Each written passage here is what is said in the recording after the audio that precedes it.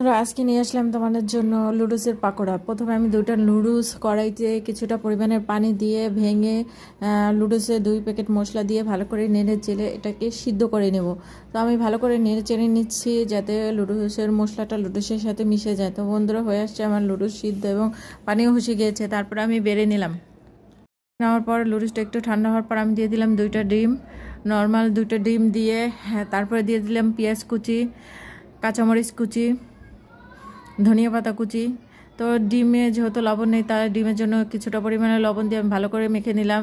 এর মাঝেই আমি করেছি ভুল বন্ধুরা, এই যে কর্নফ্লাওয়ার দেওয়ার কারণে আমার পাকোড়ার টেস্ট সব চলে গিয়েছে, মুখের যে স্বাদ কিছুই বোঝা যায় না। তারপরে আমি কিছুটা সয়াবিন তেল দিয়ে তারপরে একটা একটা করে বড়ার মতন দিয়ে ভালো করে ভেজে নিলাম পাকোড়া।